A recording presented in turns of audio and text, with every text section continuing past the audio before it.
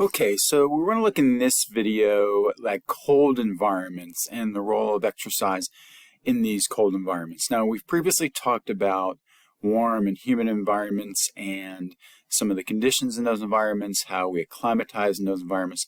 So obviously cold is going to be different, though we are going to look at some similar principles that we looked at in regards to warm ambient temperatures. So when we're talking about cold environments, really the primary concern is what we call hypothermia. And so by definition, hypothermia is when a core temperature goes below 35 degrees Celsius or 95 degrees Fahrenheit. This drop in temperature, as we'll see, causes numerous physiological problems from altering skeletal muscle function to central nervous system function, which obviously will not only impair performance, can also cause numerous other clinical issues and potentially death. And so obviously exercise in extreme cold temperatures is something that's not advisable. And so for this part of the this chapter, we're going to look at not extreme temperatures, but ones where we would typically exercise, though we may see the temperature cold enough where it may affect performance.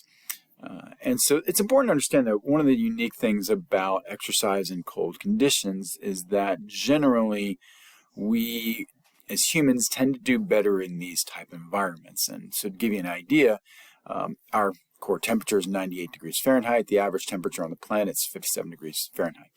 And so if you have us, say, exercise at 40 degrees below our normal body temperature, well, normal body temperature is 98 degrees, 40 degrees below that would be 58 degrees. Most of us can exercise fairly easily in 58 degree Fahrenheit temperature for the most part, at least without getting severe hypothermia, or we may think it's a little cold, but it won't affect performance really. Obviously, if you exercise in temperatures that are 40 degrees above our body temperature, that's 138 degrees Fahrenheit, for obvious reasons, not advisable. And so, in fact, generally speaking, we really don't see many impairments in performance really until we get to ambient temperatures that are below 40 degrees Fahrenheit. And so we really are able to deal with hypothermia, or at least colder temperatures, better than we can warmer temperatures. However, there are definitely factors that will help to adapt better to these environments. And we're going to throw them into four categories, and we'll deal with each of these categories individually. And so one category is what we'll just call environmental factors, and this obviously will be aspects of the physical environment. The second has to do with insulating factors that, not surprisingly, if there is some amount of insulation, we'll talk about what that could be, that would limit or at least prolong the time till hypothermia would occur. There are certain characteristics that there are certain individuals that are just more susceptible to hypothermic conditions. And then heat production. Are we in an environment where we can produce heat? Because obviously if we can't produce heat, that will stave off the effects of hypothermia. And so I want to look at each of these individually. Now with the environment, some of this we've already talked about before, obviously with temperature and vapor pressure, although that's a little less of an issue here in these colder temperatures. One of the things that's a large issue with the environment that's different, or at least not as important in heat and these warmer temperatures, is wind.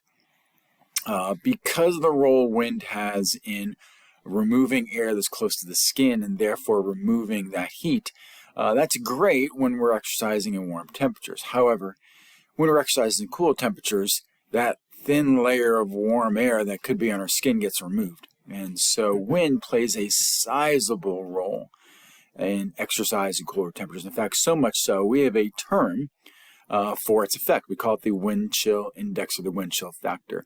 And if you're from up north, you've heard of this term before, where we factor in the temperature outside, the ambient temperature, with the wind speed. And it gives us a temperature. We often say this is what the temperature feels like. And so not surprisingly, you can see from this table that as we increase wind speeds, and this is all typically, we're really talking below 40, 35 degrees Fahrenheit, we can really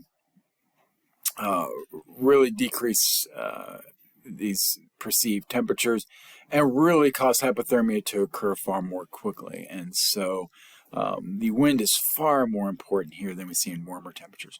Likewise, if there is water involved, and we discussed this previously in warmer temperatures, that because of the density of water, because of its movement, we see far greater heat loss in cooler conditions. This is why if we are exercising in cold temperatures and we're wet, or worse yet, if we're immersed in water, we will see hypothermia occur far, far, far more quickly.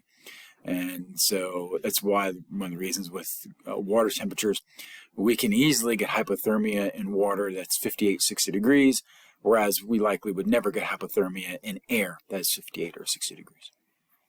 So environmental factors are a key part to this. A second is insulation. Probably not a surprise that if there is some amount of insulation, and we typically think of this as clothing, and thickness of clothing, how well it's insulated to water, obviously, which we just talked about. But we could also be talking about fat tissue. Now, without a doubt, fat tissue is not just weighing more, it also is an insulating factor. And there is good evidence that yes, if we have more fat tissue, more percent body fat, there is, in theory, more insulation and a less likely chance to experience hypothermia. And so this can be really helpful. And in fact, in some exercises like swimming in cold water, sometimes having more percent body fat is actually a beneficial factor in performance. Another one obviously is heat production. I think this is probably the most obvious.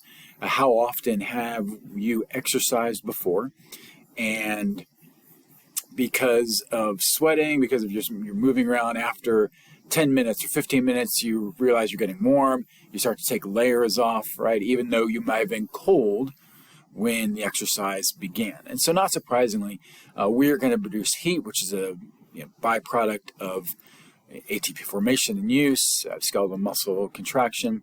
And not surprisingly, the more of those factors that we have, the more heat we will produce.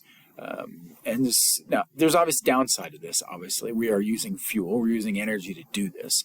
And so, though this will reduce the rate of hypothermia, or at least the onset of it, it will also, break down carbohydrates, fats, whatever we're using for energy, and whatever fuel sources we have. So this isn't a long-term answer, but it definitely does play a role in acute exercise. All of us have experienced this. And lastly, there are certain characteristics about individuals. Now, we've already talked about one in regards to percent body fat.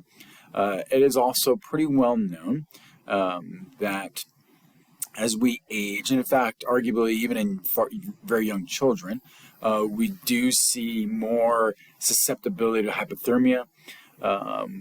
Part of this has to do more so with children with surface area that's closer to core organs and blood flow.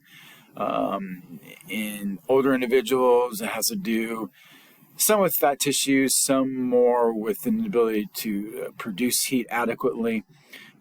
There is also some evidence, though most research would say this is a little more related to percent body fat than anything else, that in women we do see a slight difference in how we respond to hypothermic conditions. Amenorrhea, women experience dysmenorrhea, amenorrhea. We also see this effect a little more exacerbated in those individuals. And again, this is at least in part due to percent body fat. We do generally see higher rates of percent body fat in females on average. And so that is part of the reason for that here. And so I want you to grasp these four characteristics because they're really key to understanding how we can maintain adequate performance in cooler temperatures. And obviously some of these clothing has adequate insulation, right? Making sure we're dry, factors like that, that we use when we're exercising in these cold environments. So we'll pause this here and we'll see you in the next video.